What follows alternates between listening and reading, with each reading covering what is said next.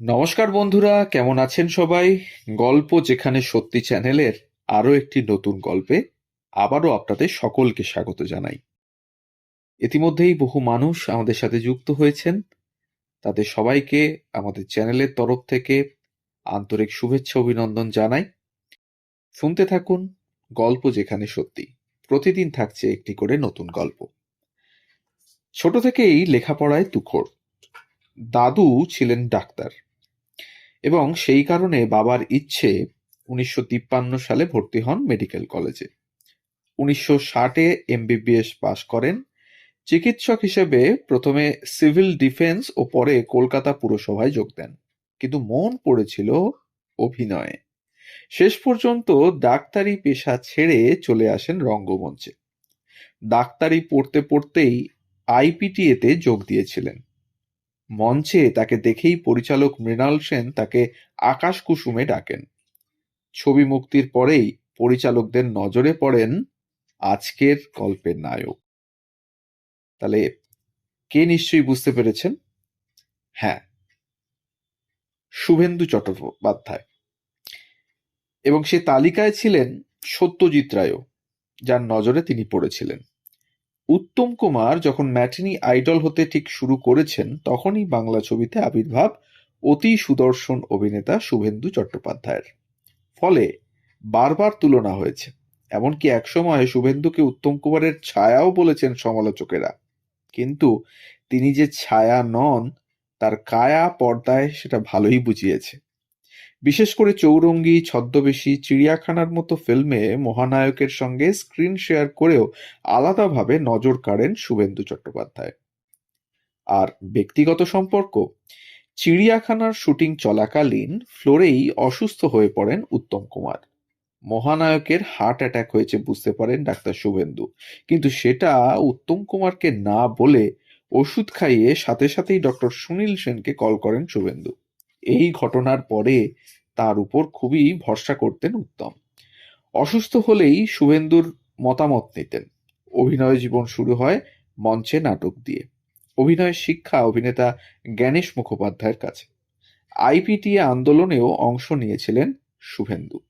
আইপিটিএর মঞ্চেই 1965-তে তাকে দেখে পরিচালক মৃণাল সেন আকাশ কুসুম ছবির জন্য তাকে ভাবেন।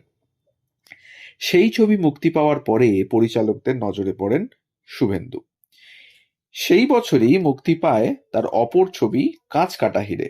নজরে পড়েন সত্যজিৎ রায়ের। শরদিন্দু বন্দ্যোপাধ্যায়ের গল্প অবলম্বনে সত্যজিৎ রায়ের চিড়িয়াখানা ছবিতে ডাক পান শুভেন্দু। মহানায়ক উত্তম কুমারের সঙ্গে একই সঙ্গে এই ছবিতে অভিনয় করেন তিনি। এরপরে অরণ্যের দিনরাত্রি, গণশত্রুতে তাকে কাস্ট করেন সত্যজিৎ রায়। তবে শুধু সত্যজিৎ নন, বুদ্ধদেব দাশগুপ্ত, গৌতম ঘোষ থেকে ঋতুপর্ণ ঘোষ, সবার ছবিতেই গুরুত্বপূর্ণ চরিত্রে দেখা যায় শুভেন্দুকে। সমান্তরাল ছবির পাশাপাশি চুটিয়ে অভিনয় করেছেন মেন স্ট্রিম বাংলা ছবিতে। বয়সের সঙ্গে সঙ্গে নায়কের চরিত্র থেকে সরে আসেন চরিত্রাভিনেতা হিসেবে। কিছু খলনায়কের চরিত্রেও তাকে দেখা গিয়েছে। বুদ্ধদেব দাশগুপ্তর লাল দরজা ছবির জন্য আনন্দলোক সেরা অভিনেতা পুরস্কারও পান।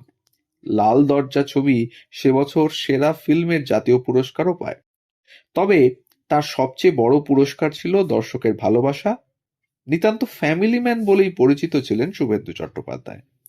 বই পড়ে, ভালো ছবি দেখে পরিবারের সঙ্গে বেরিয়ে অবসর যাপন ছিল তার। যদিও কাজের চাপে সেই সময় খুবই কম পেতেন। আর ছিল আরেক বিখ্যাত অভিনেতা রবি ঘোষের বাড়িতে তিন পাত্তি খেলা। কলকাতায় রাজ কাপুর আসায় বাংলা ছবির প্রযোজক হেমেন গঙ্গোপাধ্যায় একটি 5 তারা হোটেলে পার্টি দিয়েছিলেন। সেই পার্টিতে রাশিয়ান ব্যালে শিল্পীর রাবিন কিনার সঙ্গে আলাপ হয় শুভেন্দুর। মেরা নাম জোকার ছবিতে কাজ করেছিলেন রাবিন।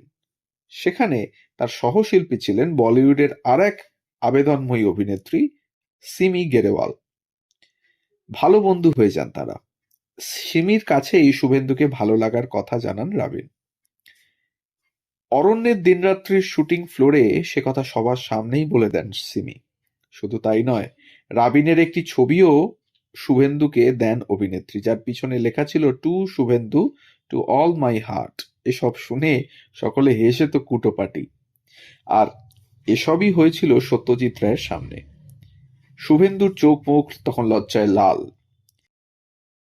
সত্যজিতের সরস মন্তব্য ছিল, অরণ্যের দিনরাত্রি তাহলে মস্কো ফিল্ম ফেস্টিভ্যালে পাঠাই, কি বলো শুভেন্দু? এই কথা অবশ্য বাড়িতে লুকোননি অভিনেতা। চিকিৎসক হতে চাননি, চেয়েছিলেন অভিনেতা হতে। হয়েও ছিলেন বাংলা ছবির প্রথম সারির অভিনেতা। তবে ডাক্তারিটা কিন্তু একেবারেও ভোলেননি। প্রয়োজনে সেটা কাজেও লাগাতেন। বিগলিত করুণা, জাহ্নবী যমুনা ছবির শুটিংয়ে গঙ্গোত্রী থেকে যমুনোত্রী পর্যন্ত দীর্ঘ রাস্তা হেঁটে গিয়েছিল পুরো শুটিং ইউনিট। এবং সেই সময় বহু পাহাড়ি মানুষের চিকিৎসা করেন শুভেন্দু চট্টোপাধ্যায়। তার কাছে অভিনেতা নন, ডাক্তারিটাও একটা গুরুত্বপূর্ণ বিষয় ছিল। তাদের এভাবেই তিনি সেবা করে গিয়েছিলেন এবং তাদের কাছে ডাক্তারবাবু হিসাবেই তিনি পরিচিত হয়েছিলেন। একজন বৃদ্ধের পায়ের ক্ষত দেখে শিউরে ওঠেন ডাক্তার শুভেন্দু। বুঝতে পারেন পরিস্থিতি ভালো নয়, তবুও সীমিত পরিকাঠামোর মধ্যেই তার চিকিৎসা করেন। ফেরার পথে দেখেন এক বাটি ছাগলের দুধ নিয়ে সেই ব্যক্তি রাস্তায় দাঁড়িয়ে আছেন, কারণ তার পায়ের ক্ষত তখন সম্পূর্ণ সেরে গিয়েছে। গরিব পাহাড়বাসী ডাক্তারবাবুকে দেওয়ার মতো তো ফি নেই। ভালোবেসে সেই দুধ খেয়েছিলেন শুভেন্দু চট্টোপাধ্যায়। মঞ্চ দিয়ে অভিনয়ের জীবন শুরু, এরপর আসেন পর্দায়। তবে এই দুই মাধ্যমেই নয়, কমার্শিয়াল থিয়েটার যাত্রাতেও অভিনয় করেছেন শুভেন্দু চট্টোপাধ্যায়। কাল বৈশাখী, অমরকণ্টক, বধূবরণ এর মতো কমার্শিয়াল নাটক, এমন একটা মানুষ চাই, নকল স্বামীর ঘরের মতো যাত্রাও করেন তিনি। ছোট পর্দাও ব্রাত্য ছিল না তার কাছে। ডক্টর মুন্সির ডায়েরি, এই তো জীবন, এই সমস্ত সিরিয়ালেও দেখা যায় শুভেন্দুকে।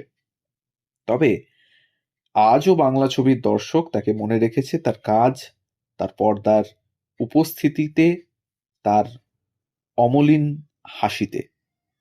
টলিউড জানে শুভেন্দুও এই রকম অন্ধ অনুরাগী ছিলেন দাদা উত্তম কুমারের। অভিনেতা জানতেন মহানায়ক সাদা পদ্ম ভালোবাসতেন। 1981 24শে জুলাই থেকে তার বাড়িতে নীরবে শুরু উত্তম পুজো।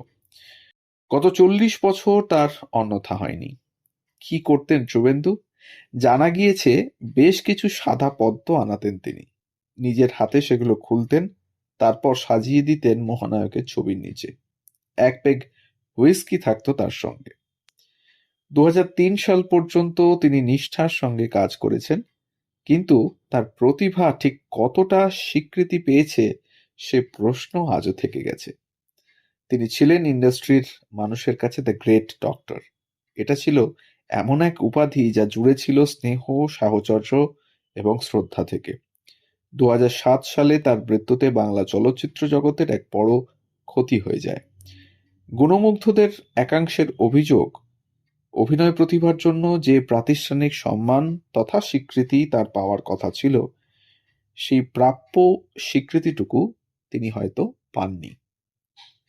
তার ছেলে বলা ভুল, সুযোগ্য পুত্র শাশ্বত চট্টোপাধ্যায়ও এখন ইন্ডাস্ট্রিতে কাজ করছেন অত্যন্ত সুনামের সঙ্গে। তার বাবার যে পরিচয় সেটাকে ছাপিয়ে গিয়েও হয়তো তিনি কাজ করে চলেছেন এখন। তা এসবই হয়তো তিনি চাইতেন। ডাক্তারি হয়তো তার পেশা ছিল, কিন্তু সেই পেশা থেকে সরে এসে তিনি এই অভিনয়কেই তার পেশা হিসেবে নিয়ে এগিয়ে নিয়ে গেছেন তার জীবন, এবং এভাবেই তিনি সবার কাছে পরিচিতও হয়েছেন। তো বন্ধুরা, এই ছিল আজকের গল্প। শুভেন্দু চট্টোপাধ্যায়ের ছোট্ট কিছু জীবনের তথ্য আমরা তুলে ধরলাম আমাদের আজকের গল্পের মাধ্যমে।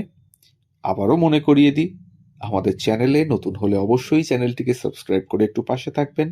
বেল আইকনটিকে প্রেস করতে ভুলবেন না, যাতে আমাদের গল্প খুব তাড়াতাড়ি আপনাদের কাছে পৌঁছে যেতে পারে তার জন্য। আর যদি ভালো লাগে একটা লাইক, কমেন্ট আর একটু শেয়ার করে দেবেন আমাদের গল্পগুলো, যাতে আমরা পৌঁছে যেতে পারি আরো অনেক মানুষের কাছে। তো সবাই ভালো থাকুন আর শুনতে থাকুন গল্প যেখানে সত্যি। ধন্যবাদ।